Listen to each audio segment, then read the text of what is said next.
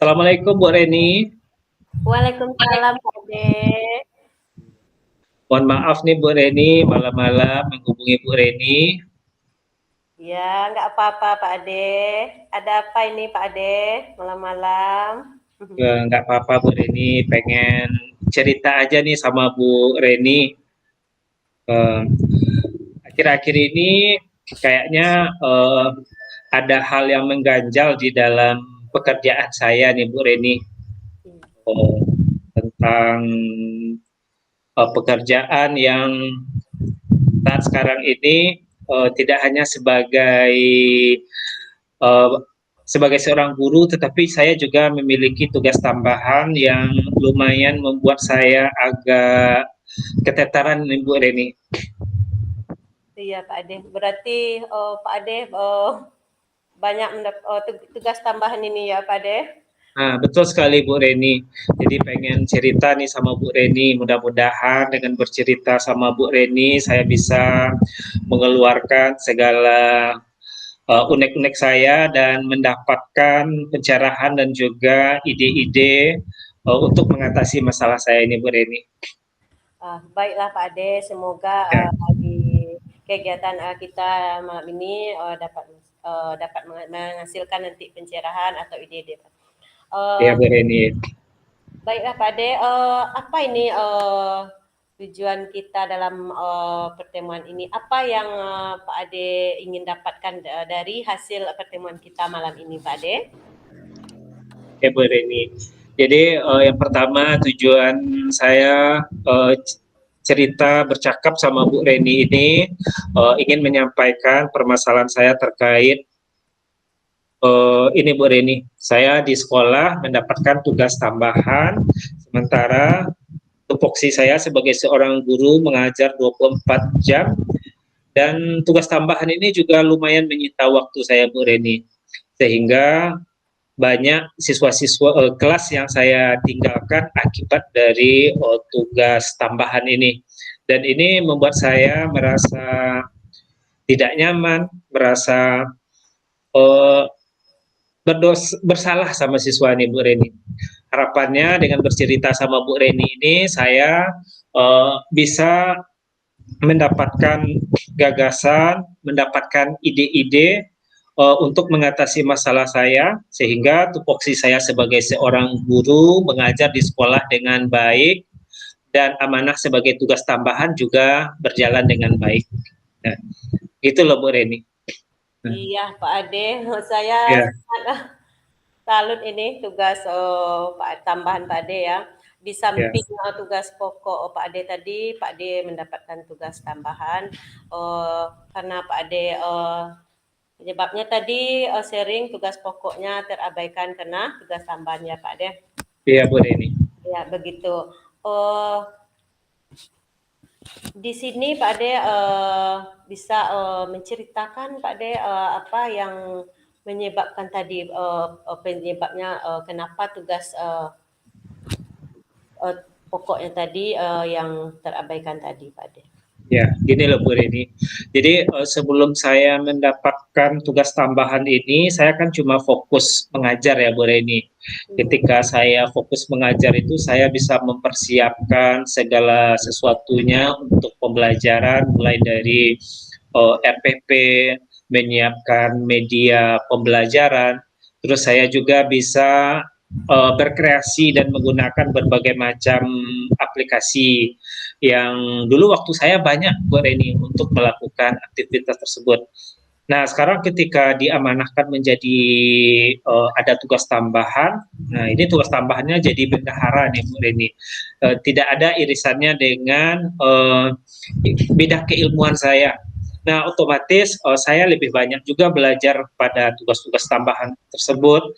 Alhasilnya alokasi yang sebenarnya harusnya saya gunakan untuk persiapan mengajar teralihkan ke ini Bu Reni, ke tugas tambahan ini.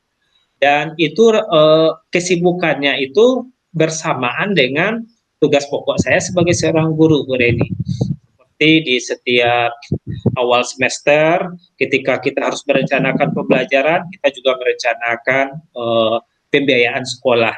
Dan terkadang di dalam pembelajaran ditelepon sama pimpinan, terus juga datang misalkan ada transaksi yang harus dibayar dengan tempo limitnya hari ini, akhirnya saya meninggalkan kelas, terus saya juga tidak fokus lagi mengajarnya, akibatnya tujuan pembelajaran saya tidak sampai, Bu Reni. Nah, dan itu ya awal-awalnya saya udah mencoba untuk ini ya Bu Reni, Iya, dari skala prioritas, tetapi dalam perjalanannya tetap saya tidak fokus itu Bu Reni. iya Pak Ade. Ya, Tapi sebelum Pak Ade, yang saya tangkap, sebelum Pak Ade mendapatkan tugas ini sangat bagus, ide Pak Ade sudah menciptakan tujuan pembelajaran sudah tercapai, ide-idenya sudah terlihat bagus tadi. Karena tugas tambahan tadi jadi tidak lagi fokus kepada tugas pokok. iya Bu Bagaimana Reni. ya, apa di sini kesempatan yang Pak Ade untuk mengembalikan posisi Pak Ade tadi yang di awal yang bagus dengan tanpa bersamaan dengan tugas tambahan yang baru Pak Ade dapatkan ini atau tugas tambahan ini Pak Ade. Oke Bu Reni. Jadi Bu Reni, kalau saya bandingkan dengan yang sebelumnya, saat sekarang ini kan mengalami penurunan nih Bu Reni, dan bahkan ada komplain dari orang tua siswa karena saya sering meninggalkan kelas. Nah, sebelum saya menerima tugas tambahan ini, saya juga sudah berkomitmen sebelumnya nih Bu Reni. Saya tidak akan mengabaikan tugas saya sebagai seorang guru dalam mengajar. Seperti saya sudah membuat skala prioritas, saya tidak akan mengangkat telepon ataupun meninggalkan kelas ketika ada gangguan dari tugas tambahan di waktu saya mengajar. Awal-awalnya saya mengikuti itu Bu Reni, tapi lama-kelamaan setelah itu akhirnya saya juga datang telepon, terus tiba-tiba didatangi ke kelas, akhirnya fokus saya juga tidak ini Bu Reni, tidak tidak bagus lagi. Terus kadang-kadang dalam mengajar ada dapat panggilan untuk melengkapi tentang bagian ini yang berhubungan dengan tugas tambahan. Nah, hasilnya tugas tambahan ini menjadi lebih prioritas dibandingkan utamanya Bu Reni. Itu yang sudah pernah saya lakukan Bu Reni. Sekarang ini kira-kira bayangan yang ini juga belum kelihatan ya Bu Reni, apa yang akan saya lakukan untuk mengatasi permasalahan saya ini. Iya Pak Ade, Ya, sudah terlihat semua gambarannya dari awal tadi yang bagus, pada tupoksinya, tugas pokoknya, kemudian dengan ada komplain tadi, dan juga di sini Pak Ade, ya. di apa saja hambatan atau gangguan yang dapat menghalangi fokus Pak Ade tadi atau supaya tidak terabaikan kembali ke seperti yang yang idealnya yang Pak Ade inginkan. Apakah hambatannya di sana Pak Ade? Hambatannya yang saya rasakan selama ini adalah Bu Reni, yang pertama itu tugas tambahan ini kan berhubungan dengan masalah ini ya Bu Reni, masalah pembiayaan, tugas-tugas bendahara, dan itu ketika ada sesuatu hal yang permasalahan saya hadapi di tugas tambahan ini, itu membuat saya kepikiran terus Bu Reni, kepikiran terus, sehingga saya harus belajar lagi untuk mengatasi masalah tersebut. Dan ini sebagai tugas utama saya mengajar ini jadi terabaikan. Perencanaan pembuatan RPP kadang sudah asal-asalan, tidak menggunakan media, karena selain pembukuan saya juga harus mengerjakan surat pertanggungjawaban, terus juga melakukan transaksi, sehingga itu betul-betul menguras pikiran dan tenaga saya Bu Reni. Jadi yang tergambar bagi saya sekarang ini Bu Reni, kalau selama ini tugas tambah ini kan saya handle sendiri nih Bu Reni. Iya Pak De. Nah, setelah saya lihat-lihat ini Bu Reni ada beberapa teman-teman yang kayaknya bisa membantu saya untuk bekerja sama dalam tugas tambahan ini Bu Reni. Iya Pak De. Ya. Jadi dari ide-ide atau yang tergambar oleh Pak Ade tadi yang bisa membantu tadi, kira-kira apa solusinya Pak Ade yang Pak Ade temukan? Solusi yang saya temukan ini Bu Reni, saya mencoba nanti berkomunikasi sama kepala sekolah untuk tugas tambahan ini dengan jumlah siswa yang banyak. Kayaknya saya tidak bisa menghandle tugas tambahan ini sendiri. Jadi saya meminta kepada kepala sekolah untuk tugas tambahan ini, misalkan saya sebagai koordinatornya, maka ada sub-subnya yang akan membantu saya, Bu Reni. Sehingga saya bisa fokus pada satu, misalkan di dalam tugas tambahan itu ada 5 pekerjaan yang harus dilakukan, saya bisa fokus di satu pekerjaan dan 4 lagi ini nanti bisa dibagi ke teman-teman saya Bu Reni. Sehingga yang selama ini saya kerjakan 5, sekarang satu, harapannya nanti saya bisa kembali lagi ke tugas utama saya sebagai seorang guru Bu Reni. Iya Pak Ade. Ya. Ide-ide dan gagasan Pak Ade sangat bagus sekali, sudah menemukan solusinya dari hambatan yang tadi ditemukan dan masalahnya. Kira-kira apa nih rencana Pak Ade untuk kedepannya? Rencana saya ke depannya setelah ini kebetulan sudah mau habis semester 1, udah kalau di dalam tugas tambahan saya ini sebagai bendahara, biasanya di akhir Juli ini Bu Reni akan ada rekonsiliasi pertanggungjawaban di akhir Juli.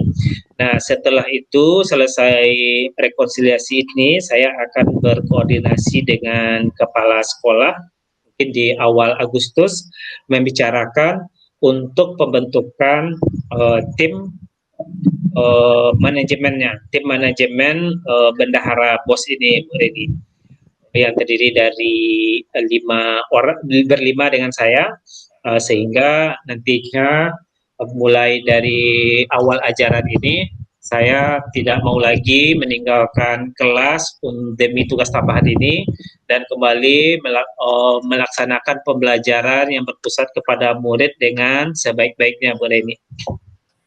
Iya Pak Ade, sangat bagus sekali. Di sini berapa kira-kira seberapa yakin Pak Ade dalam pencapaian ini Pak Ade? Saya tingkat keyakinannya sekitar 80% ya Bu Reni. Iya. Karena saya juga sudah melakukan juga ini apa namanya tanya-tanya ke teman-teman di mana untuk sekolah-sekolah besar katanya lebih baik menggunakan tip agar tidak keteteran atau mengganggu jam pembelajaran katanya Bu Reni. Makanya saya merasa yakin ini bisa membantu permasalahan saya ini Bu Reni. Kapan nih waktunya Pak Ade akan dilakukan ini Pak Ade? Awal Agustus ini saya berkoordinasi dengan kepala sekolah, kalau diterima langsung dibuatkan SK dan dilakukan pemanggilan. Nah, setelah itu baru kita bagi-bagi tugas ini Bu Reni. Siapa yang mengerjakan ini, siapa yang mengerjakan ini, siapa yang mengerjakan ini, dan kita berkolaborasi dengan tetap saling berkomunikasi Bu Reni. Setelah itu kapan kita nih Pak De untuk pertemuan berikutnya Pak De untuk membincangkan ini Pak De? Nah, untuk ininya Bu Reni, saya pengen ketemu lagi dengan Bu Reni sekitar 2 bulan lagi setelah percakapan kita ini Bu Reni. Ya, biar saya bisa melihat apakah ini nanti bisa dilanjutkan atau efektifkah atau nanti dicoba dengan cara yang lainnya lagi Bu Reni.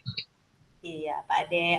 Baiklah Pak Ade, karena ini sudah di akhir sesi Pak Ade. Ya. Dari hasil percakapan kita malam ini, apa yang dapat Pak Ade simpulkan, Pak Ade?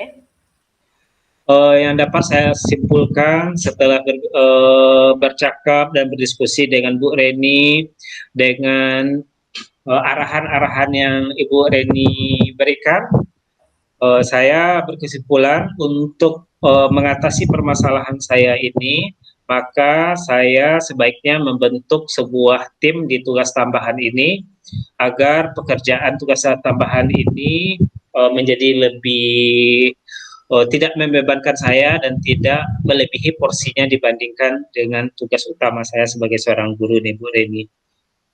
Iya Pak Ade. Terima kasih sekali Bu Reni telah mendengarkan curhatan saya. Iya Pak. Saya juga merasa lega dengan panduan-panduan Bu Reni. Iya, sama-sama Pak Ade. Ya. Di pertemuan berikutnya Pak Ade. Terima kasih Bu Reni. Sampai jumpa 2 bulan lagi ya Bu Reni. Pak Ade. Ya, assalamualaikum. Waalaikumsalam.